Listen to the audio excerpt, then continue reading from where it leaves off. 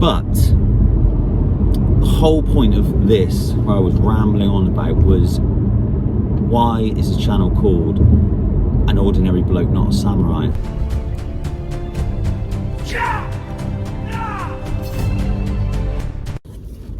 Hello world. Another day, another video.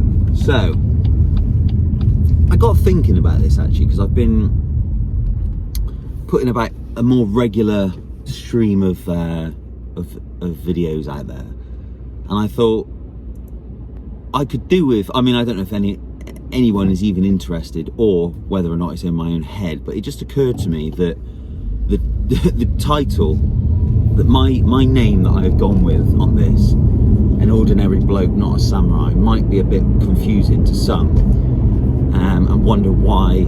I mean, other than it kind of sounding like me just stating that, yeah, I'm just an ordinary bloke, nothing fancy. I'm not a trained samurai warrior or anything like this. Obviously, it's nothing to do with fighting or martial arts, this channel. I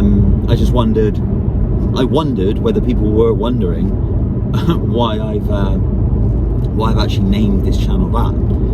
So I'll tell you. So basically, what I can say is, I can say why it is what it is, but I can't say why I picked it to be what it is. But basically, it's a couple of things. Firstly, it's a quote, and it's an indirect quote, so it's not, if you were to Google this, I don't think it would pop up. Perhaps I will even check this actually, and if I do, then maybe I'll cut that into this. But if you were to stick it in Google and ask where that came from, I don't believe it will come up, because I think it's a bit of a skewed quote that I've come from. But basically, it's to do with, I follow UFC. I've always been a big martial arts fan from an early age. Actually, I'd always I loved my hero was Bruce Lee. I used to watch Enter the Dragon daily on VHS when I was a young kid. I can actually remember it vividly. I would wake up, and obviously way before anything on demand internet, the whole lot, and I had a copy of Enter the Dragon that was recorded off the TV actually, and just on VHS, and I used to come down, I used to stick that on, I used to watch that damn film every day, right early in the morning, but, you know, especially on the weekend. Maybe not, I think I did actually, I was going to say maybe not school days, but I think I still did. And I used to watch it so much, I could quote that whole movie, and in fact I could recite every line of dialogue to that movie in real time at the same time, and I'm including the wails, shrieks and war cries of Bruce Lee. It was like, it wasn't only, you know, it's like a finger pointing to the moon, you don't look at the finger. It was like, what? I could do the whole lot, I'm telling you. In fact, I might rewatch that movie this weekend and see whether it's still in there on the hard drive somewhere. Do you know what I mean? Just go out like a little NPC and start verbalizing every shriek that little guy made back in the day. But anyway, so always been a big martial arts fan. From there I went on to Jackie Chan. Oh my god, I had so many Jackie Chan movies when I was younger. Absolutely loved that. I could talk about that guy all day also. Bruce Lee, you could talk about him all day, the philosophy and all that, and I might actually go on to that in another video. But Jackie Chan really sort of took it for me, because just the body of films that he had so much more. Like Bruce's was, you know, I didn't really watch The Green Hornet, that wasn't really my thing.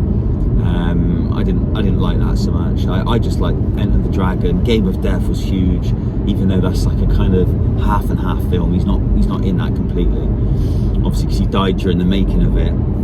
And then the other films, they're not even that great, to be fair, but like Way of the Dragon, Fist of Fury, Big Boss, they're kind of like, if you watch them now, and I have in recent years, you're like, oh god, it's a bit of a stickler. But Enter the Dragon is absolute top tier, probably the best martial arts movie ever. Story, it's awesome, absolutely incredible. So I watched that a lot. But then Jackie Chan films, if you ever like flick through, I mean, really, he was the original like, he was the original stuntman actor. I mean, some of the stuff, like, he truly could do everything. It was absolutely berserk, really, some of the stuff that he used to do. And it frustrated me when modern films came out.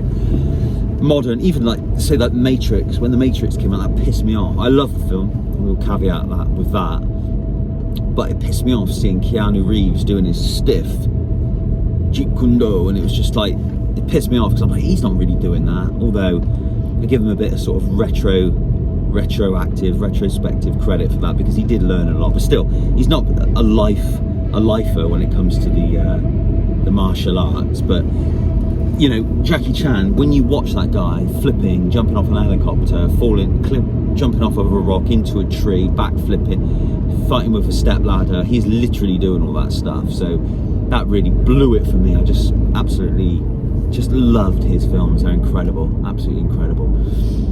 Let's say maybe a bit further down the line, I might just pick out a bunch of his films and just dissect them, because I think they're worth talking about a lot.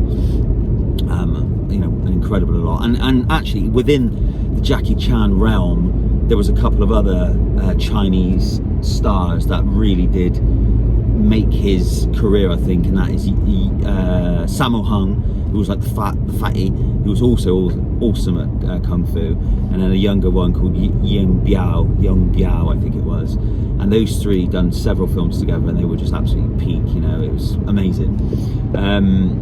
From there, it kind of rolled in. I started getting, you know, heavily interested in like Schwarzenegger, Predator, Running Man, Terminator, all these films come out. But then Van Damme came out, and 4 of his absolute top-notch films, like the 3 mainly, but I think 4 or 5 really peaked, was Bloodsport, which was absolutely immense. I literally watched that a million times.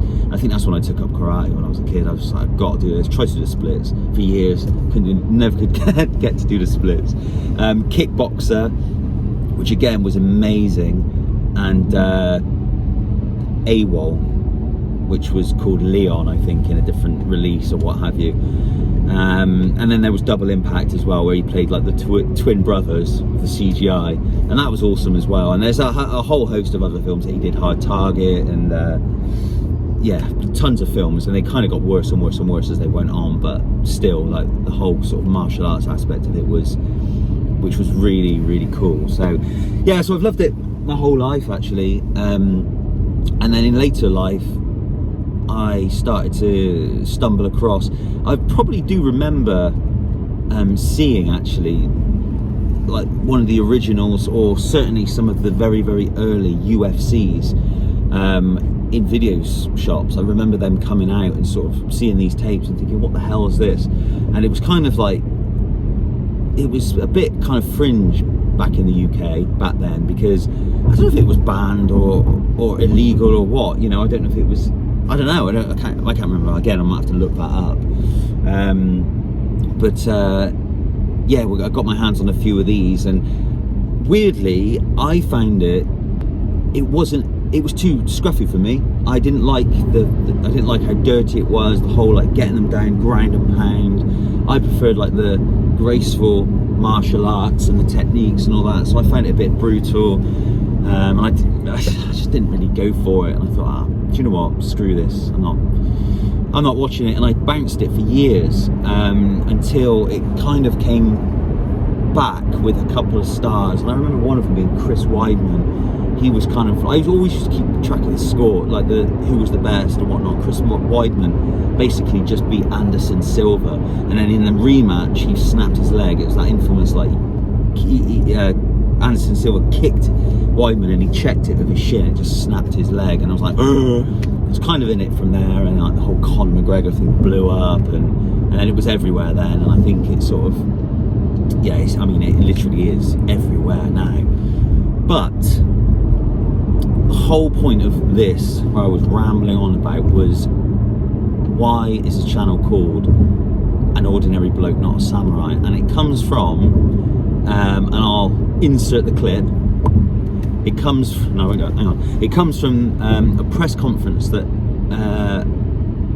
Michael Bisping and Luke Rockhold were doing together, and it's the famous one where it's like they're jibbing at each other, and it was Michael Bisping won that fight, and he sort of mocked Luke Rockhold's like a supermodel, like Calvin Klein dude, but he's a bit thick, really athletic, super guy, super fighter and whatnot. But he just couldn't compete with like the British wit. And Bisping was like running rings around him and taking the piss and winding him up.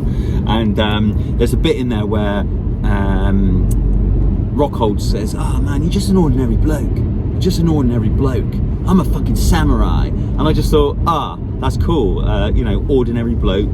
And I want to say, I am not a samurai, I'm an ordinary bloke. But I thought, an ordinary bloke, not a samurai, sounds better. Like this clip. Ding. You got something to say? Finish your sentence. You said, hey. You're just an average bloke. You're just an average bloke. Good use of English terminology. I'm a fucking samurai. I'm gonna come in there silent. What the fuck is this? Right, I just pulled over to go and grab a drink and a pee, and I thought, let me find that clip so when I get back and stick this video together, I can just slice in a little edit, which I will here. You're just an average bloke. See, it's the wrong goddamn. I've misquoted the damn thing the whole time. He doesn't say you're just an ordinary bloke. He says you're an average bloke. You are just an average bloke. I can't believe it. I cannot believe it. I've based the whole channel off of recollection, the whole name of the channel from a recollection, from a quote that I misremembered. You know, that's literally real life version, my real life version of the Mandela effect in full swing right there. The Mandela effect, and I'm probably going to get this wrong now, but my recollection of what the Mandela effect is, when people remember the speech of, let's say he says, I have a dream speech, and it's not I have a dream, it is I had a dream, or whatever. So how bizarre is that? I don't know how I feel about that, if I'm honest. I wonder if I had ever decided to do this video and it's not the sort of thing that that interview, that press conference doesn't come up all the time. I don't sit and watch that all the time. In fact, it's probably been multiple years since I've even looked at that thing. Well, it has been. It's been a long time. In fact, I can't even really remember watching the press conference. I just remember that back and forth where they were just butting heads, and in my head, I was convinced that he'd said, "You're just an ordinary bloke, and I'm a samurai." That's an English accent. "You're just an ordinary bloke, and I'm a samurai." In an American accent. I can't believe it. Misquoted it. Wow. There you go. How annoying. Well, maybe not. Maybe not. It is what it is. It's a talking point, isn't it? See? Always do your research. Do your homework. I guess is the lesson here. But, I'll tell you what that has done, is that has created for me, I won't do it now because it's too long. I know it will be too long, but that's created a nice segue for me for another little chat I'm going to do. I'm just going to jot that down when I can be bothered. I'm going to talk about the Mandela effect and what other things I've just completely misremembered from the past. Average bloke, not a samurai. It's not got the same ring to it. Anyway, sayonara.